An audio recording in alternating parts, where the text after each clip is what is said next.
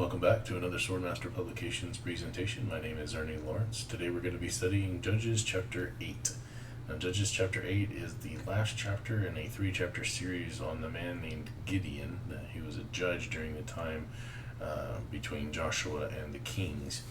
And he has already been selected by God. He has pared his army down to 300, and I misspoke in the last video. I said that he had 22,000 men.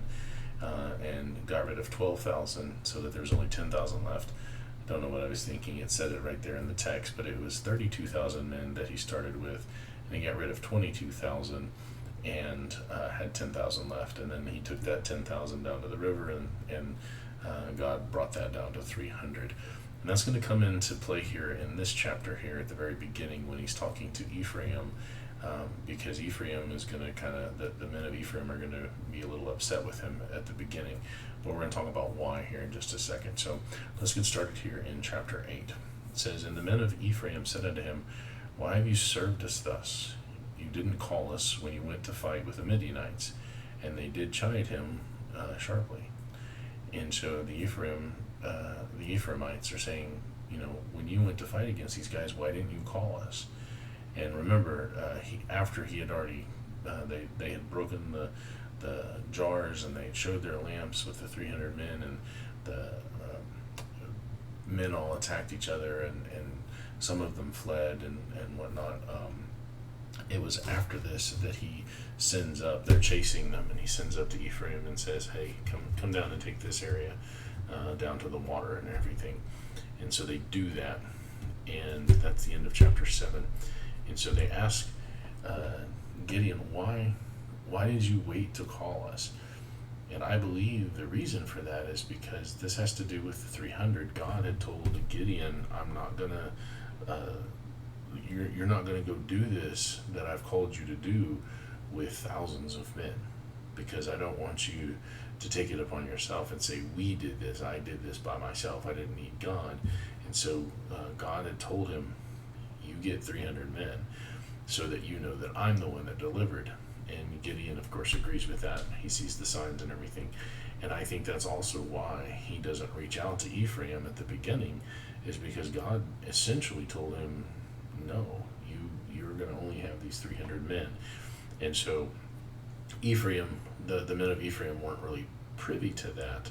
And I'm wearing my headphones, I don't know why. But Ephraim wasn't really privy to that.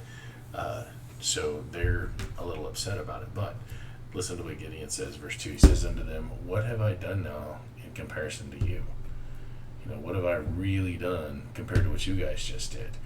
Is not the gleaning of the grapes of Ephraim better than the vintage of Abiezer? Now, it's a figure of speech there. He's not really talking about the gleaning of grapes, or he's not comparing the wine of his land to Ephraim. What he's saying is, you guys came down and harvested when you did battle way more men than we did. You killed a lot of men, including these guys. In verse 3 it says, God hath delivered into your hands the princes of Midian, Oreb, and Zeb. So Gideon, all they did was broke some jars, revealed some lanterns, and shouted a little bit. They didn't really do any killing. They let the men of those armies freak out and go after each other, and they died that way. But Ephraim, when they came down and got into things, they actually took out these two princes and a lot of men. And so what he's saying here is what was I able to do compared to what you did? So, why are you mad at me? You got to do a whole lot more than what I did. And so and at the end of verse 3 it says, Then their anger was abated toward him when he said that. But again, that goes back to the idea of Gideon didn't ask them at the beginning, because God had told him you only get to take 300 to get this thing started. So verse 4 says, And Gideon came to Jordan and passed over, he and 300 men that were with him, faint yet pursuing them. So they're chasing these guys out of the land. Just get out of here. They're going after whatever's left of this massive army. And he said unto the men of Succoth. So now he's going to come to the land of Succoth as they're pursuing the Midianites. And remember, you had other armies as well. This is not just the Midianites. You had the Amalekites were there, and other people that had joined in from like Arabia and all of that. So we're just talking now about kind of the ringleaders and the men of Midian, which you're going to see a number given of the Midianites. So Gideon comes to Succoth with his 300 men. He says, "Give, I pray you, loaves of bread unto the people that follow me, for they be faint, and I am pursuing after Zebah and Zalmunna, kings of Midian." So here we're only talking about Midian, not their allies. And the princes of Succoth said, "Are the hands of Zebah and Zalmunna now in your hand, that we should give bread unto your army?" And so what they're saying is like, you know, you're coming out here, you're chasing after these guys, but we got to deal with them too. And if you guys fail, and we gave you, we gave you succor, we gave you food, and we lodging and rest, and you fail, we get in trouble with these guys who we're on the border of. And so they're saying, we're not going to help you because you haven't achieved what you're trying to achieve here yet. And so Gideon says in verse 7, "Therefore, when Jehovah has delivered Zebah and Zalmunna into my hand, then I will tear your flesh with the thorns of the wilderness and with briars." So Gideon knows he's going to succeed. These guys don't know that. And because they refuse to aid him and give his men food and all of that, Gideon is angry with him. And he says, "Fine, when I do succeed, I'm going to come back here and I'm basically going to whip you with thorns in the wilderness." And then he goes up to this other place, verse 8, and he went up to from there to Penuel, and spake unto them likewise. He asked the same thing: "Can we have some food? Can we have some place to rest?" All that kind of stuff. And the men of Penuel answered him as the men of Succoth had answered him. They said the same thing. You haven't succeeded yet. We don't know if you're going to, so we're not going to give you aid, because if you fail, then we have to deal with these Midianites now, and they're going to be mad at us. Again, Gideon knows he's going to succeed, so he's not worried about that. But because these men they were not his allies, they did not help him, he gives them a similar thing. He says in verse 9, "He spake also unto the men of Penuel, saying, When I come again in peace," in other words, when I've accomplished all of this and the war is over, "I will break down this tower." So both of these places refused to help him, Succoth and Penuel, and so Gideon gives them both a warning. He says, "You didn't help me, so this is what's going to happen on my way back." Now Zebah and Zalmunna were in Karkor. Again, this is heading out into Arabia, out to the wilderness, kind of the northern part of the wilderness. And their host with them about 15,000 men, all that were left of all the host of the children of the east, for there fell 120,000 men that drew sword. So here we get a number of the men that were coming against the Israelites, and out of all of 120,000 men that drew sword here, you get 15,000 men that are left. That's all that, when they went up against them with the clay pots and the lanterns and stuff, they got all crazy and started killing each other and ran and all of that craziness. And then the Ephraimites come down and take out some guys. There's only 15,000 of them left. And Gideon still only has his 300. So verse 11, "And Gideon went up by the way of them that dwelt in tents on the east of Nobah and Jogbehah, and smote the host, for the host was secure." So they come in, there's 300 versus the 15,000, that's what's left of the host. "And when Zebah and Zalmunna fled, he pursued after them, and took the two kings of Midian, Zebah and Zalmunna, and discomfited all the host." He break them up. They were no longer a fighting army, they were just scattered. They were completely useless at that point, no more gonna bother Israel. "And Gideon the son of Joash returned from battle before the sun was up." And so they finished in one night. In one night, they were able to accomplish all that God had given them to do. Remember, they went at the middle of the night to the battle. They broke the jars. They showed the lanterns. Everybody was fighting. It was all crazy. Ephraim comes down and down to the river, kind of channels these guys along to the east, back the way they come from, and the 300 men still chase them. They ask for bread and succor, essentially, from Penuel and Succoth. Neither one of them help, and so they just keep pursuing, and then before the sun comes up, they manage to take out the rest of the army, or scatter them, discomfit them, is what the King James says, and capture the two kings. Verse 14, and caught a young man of the men of Succoth, and inquired of him, and he described unto them the princes of Succoth, and the elders thereof, even 70 men. So that's 77 men. So this young man gets caught from Succoth, and he says, can you describe all the leaders that we sent messages to asking for help? And the young man describes these 77 men. These are the leaders. So he comes to the men of Succoth and said, Behold, Zebah and Zalmunna, with whom you did upbraid me, saying, Are the hands of Zebah and Zalmunna now in your hand, that we should give bread unto your men that are weary? So he comes back and he throws their words in his face, in their face, and he says, yeah, I have their hands in mine. I have them bound. They're my prisoners now. And like I said, when I accomplished what I was going to accomplish, now I'm going to do to you what I said I was going to do.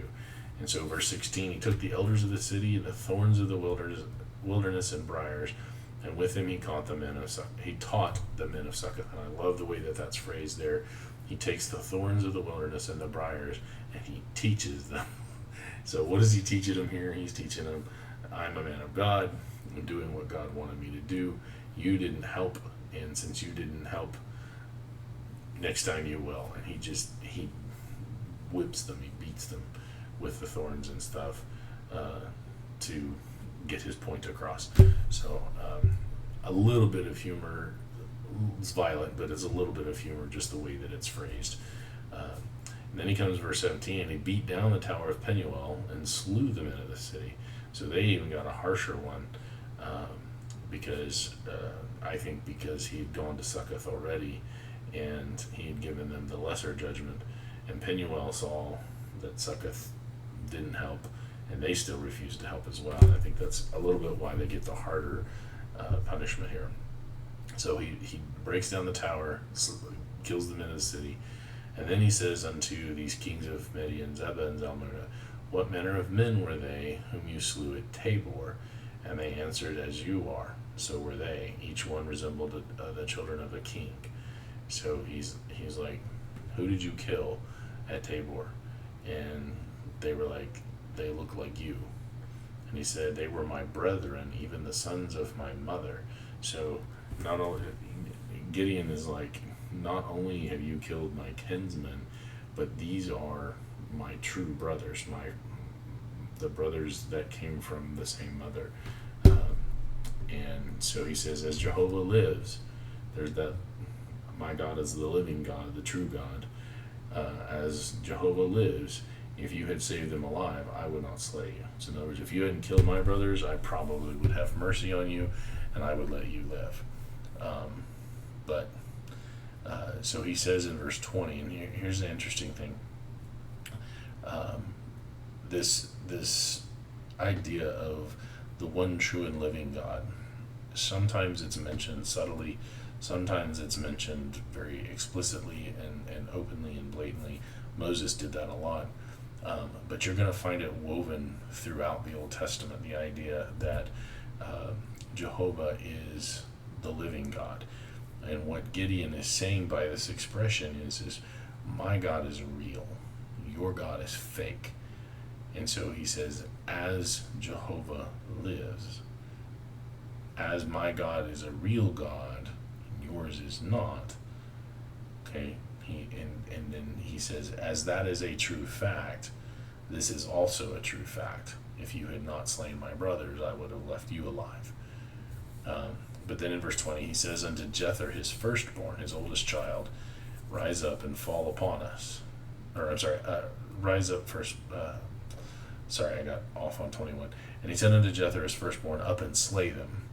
But the youth drew not his sword, for he feared, because he was yet a youth. So Jether is his firstborn child, but he's still probably a teenager and fairly young.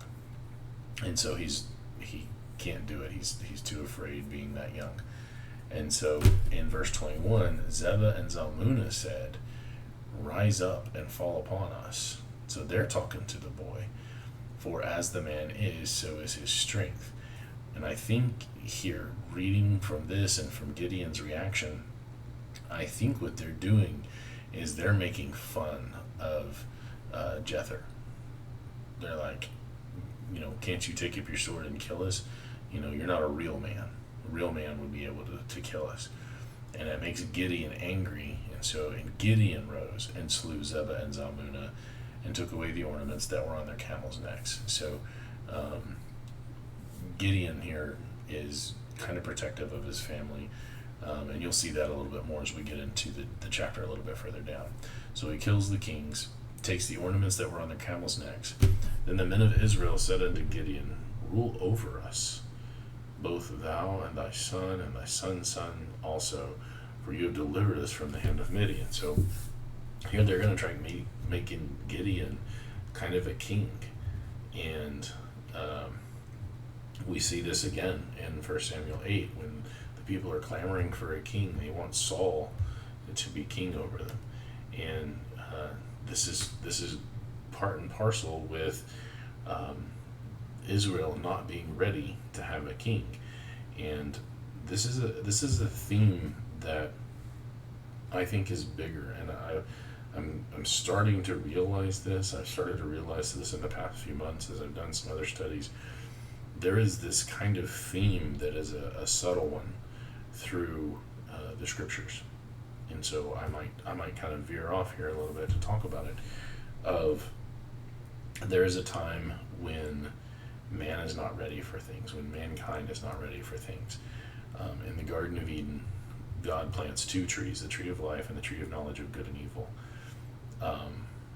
And he tells man, don't eat of it. Adam, don't eat of the tree. Well, that's tree of knowledge of good and evil. That's kind of useful information. And I believe that this was something that God had provided, that was something that he would eventually have released to them when they were mature enough and had been in the relationship with him long enough that he could say, okay, now you're ready, now you may eat of this tree. And so they partook of it before they were ready. In the same way, we see in places like Deuteronomy 139 or Romans 7:9 that children don't know good and evil. They aren't mature enough to understand those concepts. And so Paul says in Romans 7:9, he says, I was alive spiritually, essentially is what he's saying there. I was alive outside of the law. There was a time when I was spiritually alive, but then the law came. In other words, he understood the law of Moses. He had matured enough to understand it, and then he sinned and he died spiritually. That's when he died spiritually, not when he was conceived, not when he was born, but when he reached a mature age and chose to sin, to rebel against God by committing that sin. And we see that idea of either individuals or even the Israelites jumping the gun, trying to do things before they're ready. I would even argue that Babel was that. Babel was mankind not sinning, but doing something that would have eventually led to a lot more problems that were akin to those before the flood. And God, seeing that, doesn't punish them. Nowhere does it say that they sin. Nowhere does it say that God punished them. There in Genesis, I believe it was chapter 10, but he does confound their language and scatter them. And I think it's because they were doing something before they were ready to. Now, look at the earth. Right now we have the internet, we have communication all over the place. Most everybody that has any kind of contact with other nations can speak English. It's a trade language. And we have that ability to communicate. Even if we don't speak English, we have translators and the ability to communicate with one another. in a way that the people back in the early times just didn't have. In this particular context now of Judges 8, you have again, these men are asking for a king. Well, if you look back in the law of Moses from Genesis to Deuteronomy, specifically in Deuteronomy, Moses makes provisions for kings. In Genesis 50, when Jacob is about to pass away, he blesses Judah and says, the scepter's not going to depart from you. And there is this looking forward to a time when Israel would have kings, and it would be when God was ready. And when was God ready? God was ready with David. David was supposed to be that first king, I believe. And what do? They jump the gun here with Gideon, trying to make him ruler over them, and he says no, because he's a servant of God and he's doing what he's supposed to do. And then they jump the gun with Saul in 1 Samuel 8, and Saul isn't great. He's not a good king for them. So I think that theme is one that I'm gonna try to tease out more as we go through the scriptures, and show that if man is patient and man looks at the things that he wants to do, that he's reaching out for, if he'll approach it with patience and with prayer and with guidance from God, from his word, that a lot of the things that we are reaching for, we will reach when we're ready. Whether that be star travel or technology or who knows what all we haven't even discovered yet. But we should approach those with care and respect and maturity, and not rush to them, because when we rush to them, then we end up with unintended consequences. And I think that's one of the themes that I hadn't really seen or thought too much about in scripture up until like these last few months, with some discussions that I've been having online. So anyway, they said, the men of Israel, verse 22, the men of Israel said unto Gideon, rule over us, both you and your sons sons, for you have delivered us from the hand of Midian. So you did a good job. You're obviously a great leader. We want you to rule over us. But verse 23, Gideon said unto them, I will not rule over you, neither shall my son rule over you. Jehovah shall rule over you. Who is the king of Israel right now? God is. And what does God say to Samuel in 1 Samuel chapter 8, when everybody's begging for an earthly king? He tells Samuel, they haven't rejected you, Samuel. They have rejected me as their king. And this goes into this idea of God's kingdom that existed prior to the cross.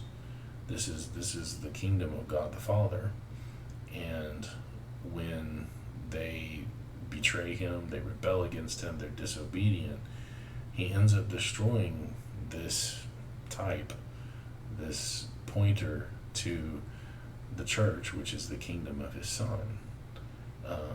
And it's because of their rebellion, it's because of their immaturity and the way that they do not do the things that they should. They keep grasping for things that are not theirs to grab yet.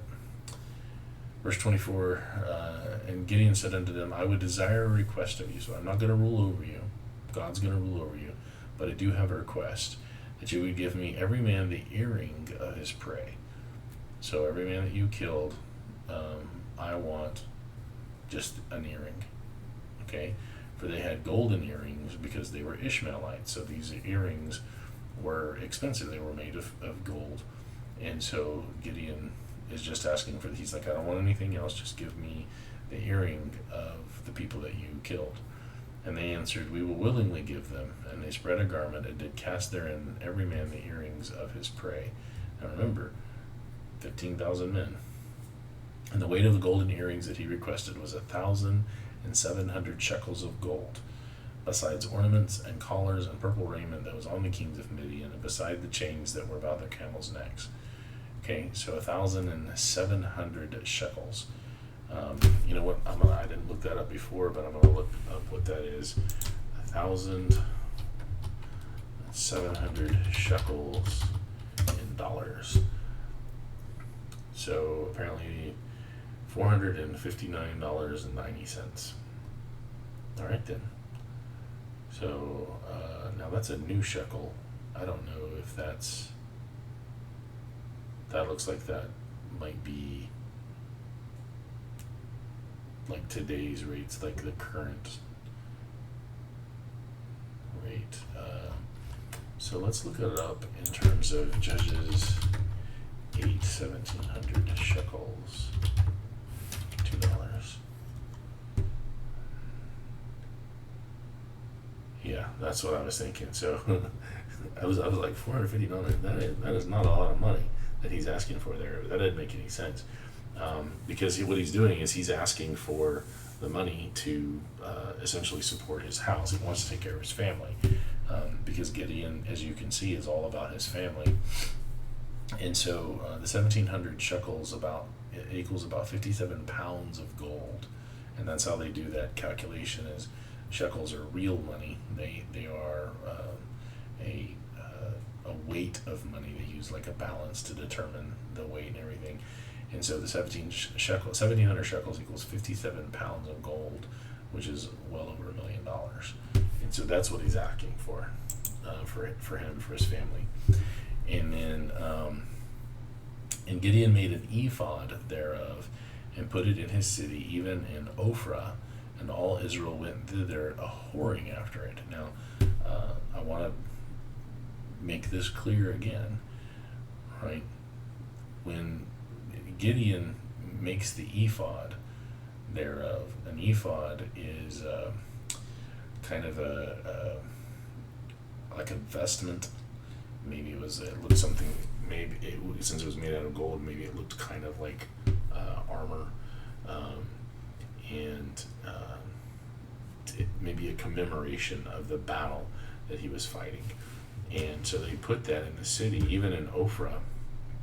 And you put up something like a commemorative thing, or hey, this musket was fired at Lexington, the shot heard round the world, or this was the barding of George Washington's horse, or something along those, a commemorative thing of battles won and of victories won and things like that.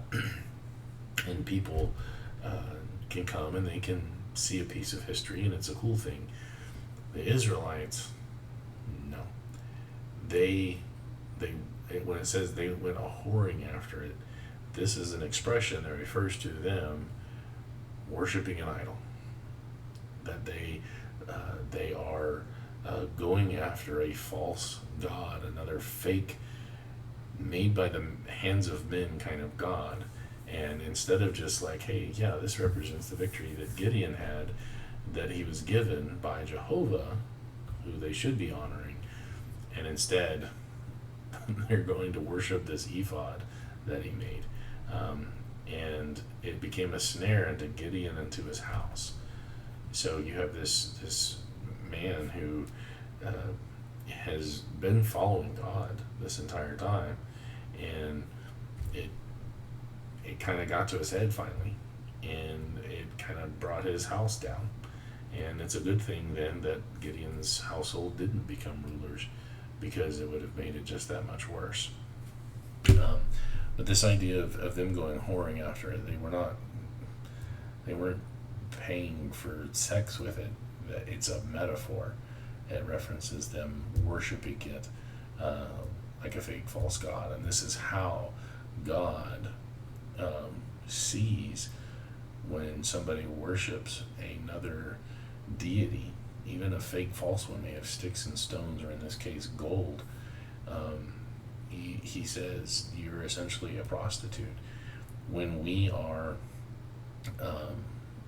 when we look at ourselves as the children of God, or as members of the church, as the bride of Christ, when we go after some other religion and participate in another religion